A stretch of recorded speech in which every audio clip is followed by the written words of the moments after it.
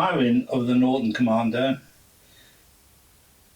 is separated in my mind into three areas: the rear, the centre section and the headlight. The headlight we'll talk about in more detail later. The rear and the centre section I've already wired. In the rear there is the side light or running light or driving light or rear light and the brake light. This Norton Commando has a slight wrinkle in that it has indicators. I find them quite helpful at times, and we'll talk more about those when I'm wiring up the front, and you'll see a lot more indication of that. Now, most of the connections on these parts are ready-made, and they're using the Japanese crimp style connectors. So that's why they're in here, all still connected. And then I've used heat shrink over the top to give some rigidity, and you'll see that they're quite well secured, although not too tight, to allow a certain amount of vibration to support the strain or reduce the strain release. The cable then comes along and runs along the inside of the frame rail, and then through the big grommet,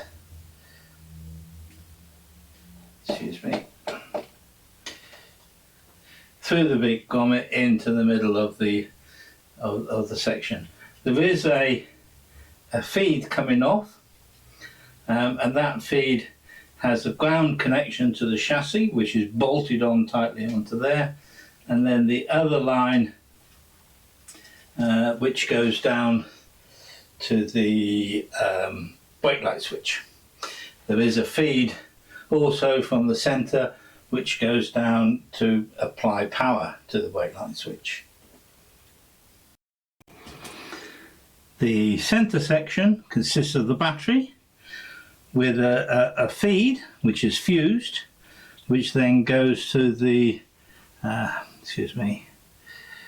to the 4-position ignition switch, which has the first position is just the side lights and you can take the key out.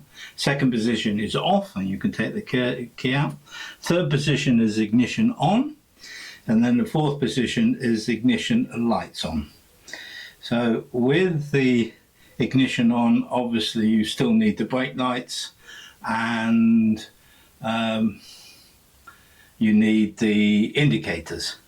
So in fact the white wire from the ignition switch, which goes to the front as well, also goes to the brake light switch. Also in this area we have a rectifier regulator. We have 3 feeds coming from the 3-phase alternator, which is in the primary chain case there, and then that feeds back through and into the rectifier section, and then the output of that is a plus and minus. The plus, which then goes to this connection, but actually made in the ignition switch, and then the ground goes to the same chassis bolt that provides the to the rear circuit, the rear lights. Also in this area I have mounted a small motorcycle horn. The horn initially was bolted down between the engine plates behind the gearbox, and when you put the oil tank in with all of the oil pipes, there's just not the space to get at it. So I actually deleted it and put a little horn here, which again has power coming up from the main wiring harness, which runs along the backbone of the frame. and up to the front. Now at the front I have the ignition coil, and then the wires going down to the tri-spark ignition circuit, and that will be the subject of yet another video. The output of this center section is the wires that go to the headlight bulb, and you'll see that I've got quite a loop in there so that it doesn't get trapped in the in the steering stop, and doesn't pull too tight when the handlebars are turned from side to side. There are effectively 7 groups of wire, one from each indicator, and I'll come on to those. One from the brake side indicator, the handlebar switch, and these is the horn button main and dip beam. One from the speedo and rev counter lights, and then one from the clutch side handlebar switch, which is effectively all the indicators and headlight flash, and then the final bunch which come from the middle and the rear of the bike. It looks quite daunting when you first look at all these wires, a big bunch of wires, and the whole, you know, where do they all go, especially if you haven't labelled them all.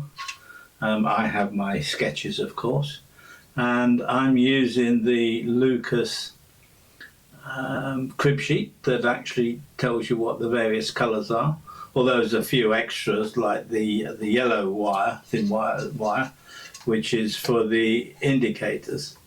These indicators are sold as an indicator or a rear light. So they have 3 inputs, well, 2 inputs and a ground. So you've got the ground, the red light, which actually is the main LED to flash the indicators or whatever, and then the yellow one, which is a much lower power one. If you were using this as a backlight, the yellow one would be the normal running light, 5 watt, and the red one would be the brake light, 20 watt. In this case, it's the flashing indicators, and then these could be the hazard or not using at all. And in this bunch of cables I have a single thin yellow wire which goes to the rear of the bike and is common to the 2 hazard lights at the rear, and I'm going to common the yellow ones here as a hazard light at the front, and the current drawn by these lights is something like 5 to 10 times less. So you get 5 to 10 times the hazard flashing indication, depending on the size of the battery and the charge of the battery as to how long that will actually run. The approach to actually working through these, there's several different approaches, of course. The main thing is to be systematic. So there are one thing not to forget about: the headlight group, which is the 7th bunch of cables, and there's the side light, and then the main and dip and ground, and this obviously will need to connect onto here. And the idea that I normally use is to actually have a length so that you can actually hang the headlight about here. It doesn't keep bumping onto the mudguard or whatever, and I tend to use it within this bowl. There is a riveted in ground point. I don't ground the headlight bulb for the simple reason that if you've got wires that are powered and are perhaps a little loose or whatever, they could short out to this. So it's not grounded, so I can use that loop to secure the headlight, stop it, you know, if it does fall out, it stops it smashing itself on the mudguard. There are several ways to approach the wiring. I have fitted the battery, albeit with a very low setting fuse. I've got a 2 amp fuse in there, so if I do actually short anything out, it should protect all the wires and such like. And I like to check things as I go along, to make sure that I don't have to rip it all out and start again. The idea here is to be methodical, so there's several ways to actually wire this. Usually in this situation there's a lot of ground connections, so I have ground connection for each indicator. I have a ground connection for the instrument lights, and then I have a ground connection coming from actually the chassis, and then there's a ground on 2 ground connections on the headlight. That one way to do that would be to use a screw connection block. I don't like those either, so I will be using the Lucas bullet connectors, crimped bullet connectors, and probably using 2 different connection blocks to make all those connect together. One of the ideas, of course, is that if you want to be able to separate a unit, say the indicator, and take this off, you can't obviously join the grounds together, because you then can't separate them. You have to join them with the connector. However, and of course some of the units come with connectors already on. However, there are some potential wires whereby you don't need to use a connector, although in this case I always will. For instance, the brown and the green wire is actually the side lights, so that will go on to the headlight bulb, and there's that one connection, and the horn wire will actually go on to the horn push button, which again is one connection. So you can work through the single connections first, or you can work, say, all of the blue connections, which are the instrument lights, dip light for the front, and obviously dip and main beam, so that all those connections can then be made. And then you can work by function, whereby you do all the indicators, and obviously you have the 2 wires from the rear of the bike, 2 indicator wires. Or you can do all the power connections, because obviously when you turn the ignition on to check certain circuits, this white wire also becomes live, and of course it could short to ground. You can tape it up, of course. The first thing I'm going to do, I think, is connect up the blue cables. So I have the blue connection there, which is a bullet connector, and then I have 2 more blue wires, and they will connect into there, and then I will have 1 more connection that will go off to the relay, which then puts power onto the main or the dip beam. In my case, I like to use the Lucas bullet connectors because I've been using them for 30 years or more, and all that time ago I bought a crimp tool, which is a very good quality one. It was quite expensive at the time. I have no idea how much they are now. And then I have a box of connectors, crimp style connectors. So the bullets, and these are different sizes for the different diameter cables or size of cables. And then the various connector blocks, and there's 4-way ones, 5-way ones, 3-way ones, 2-way ones, and singles, of course. I tend to use a lot of the 2-way ones because they are common together. So in this case, the blue one will go into one side, the second blue one will go in there, and then I will have 2 more blue ones which are on this side.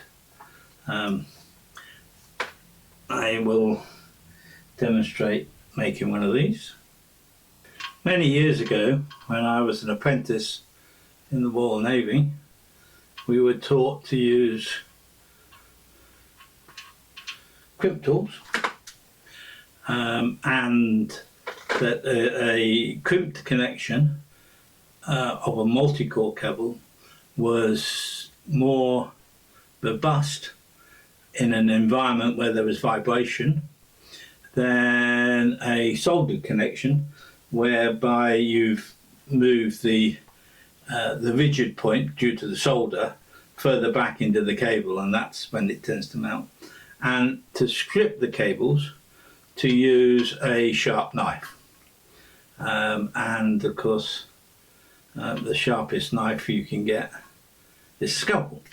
Now I tend to strip it back as far as I can so that I get a little bit of wire sticking out, and the reason for that is then I know that the crimp will be on firmly past the crimp point.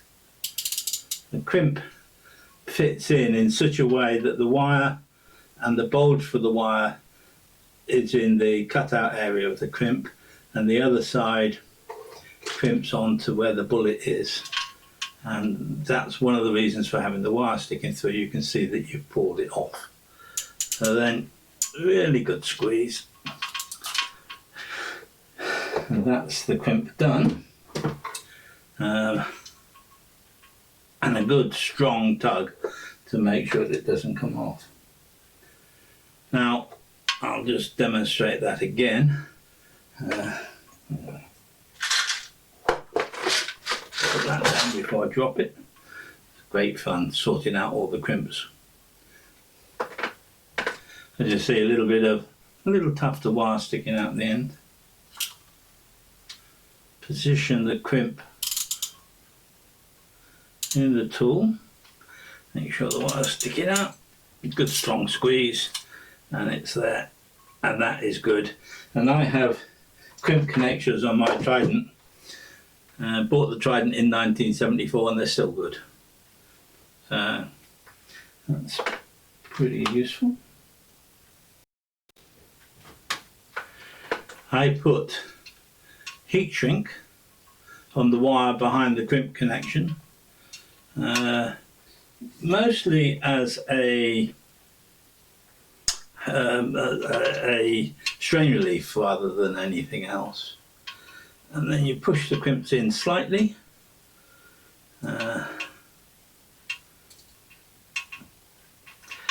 they are reasonably tight. And then I have this tool, which is designed specifically to squidge the wires in.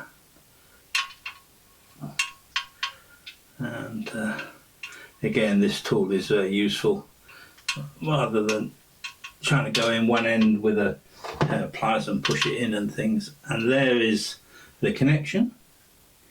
I have 2 blue wires going in one side, a blue wire coming in the other side, and this one's from the ignition switch, ignition switch, and then I have a space there for the blue wire to go out to the relays for the dip and main. The reason I use a relay for the dip and main is so that there's very little contact resistance. The dip and the main is actually controlled by the blue and the white wire. I could use the blue and the red, but it depends which way around you wire it. The blue and the white wire comes up to the handlebar switch, and there is quite a lot of different connections in the switch and then the wire back and forth, so that the voltage available at this end here and available for the light is much reduced. When I was using incandescent lights rather than LED lights, the amount of current dropped from the battery to the quite heavy cable to here was sufficient to make the light dim. So I would actually wire the connection directly from the battery onto a relay and then through the relay onto the main dip relay, so that you had the minimum amount of loss. Don't tend to do that with the LED lights, because there's much less current flowing, which is useful. I think the next thing I will do, because I'm here, is to connect the horn button up. The horn button is there. Get that out of the way. Note that the cables are really quite long. I have wired them up in the past where I've been really careful with the length of cable, and then you get to the point where you have to put an extra connector in because it's not quite long enough, and that's not pleasant. So I make the cables extra long, and you can always use them somewhere else if you need to. One of the ideas of making the horn connection work is that I'll be then able to press the horn with the ignition switch on and show that that circuit's working, as I can switch the lights on and check that the instrument lights light up. Although, of course, I haven't actually made the ground for the instrument lights yet. But I noticed when I did a swift check earlier that they're actually grounding through the forks and then down through the steering head bearings and then onto the chassis and then back to the battery. So that's not a circuit that you really want to rely on when it's all new and everything okay, perhaps. But the steering head bearings are covered in grease, and so that's why you have a specific earth wire for that. I will connect those up in a little bit. Again, I've pre-installed a length of heat shrink that's roughly the same size as the cable. I'll fit the crimp connection in, so I see a little bit of wire sticking out. Position the crimp in the crimp tool. I squeeze it up. Check. I pull really hard to make sure that it is properly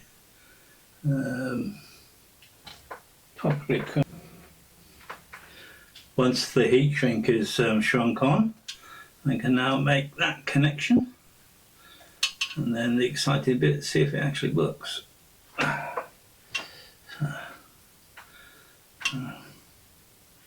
This is obviously a single barrel because I've only got the two connections made to this. There we go, and that's all in. Right, let's switch the ignition on.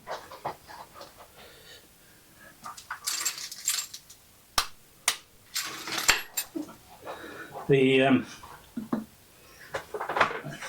instrument lights are on, remembering that some of these wires are actually live now.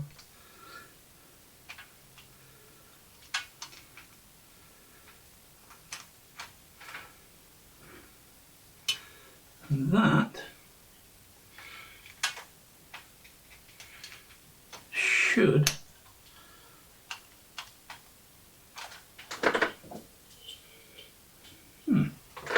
have to look into that. Of course, I realised why the horn's not yet working is I have to put power into the switch for it to come out to go to the horn. So that'd be one of the next connections I could make. It turns out at this point that I'm actually missing or run out of the bigger crimps, 1 to 2 millimeter squared crimps to actually wire up the rest of it. The video looks to be at least half an hour long anyway, and I'm still waiting for the flasher unit for the indicators.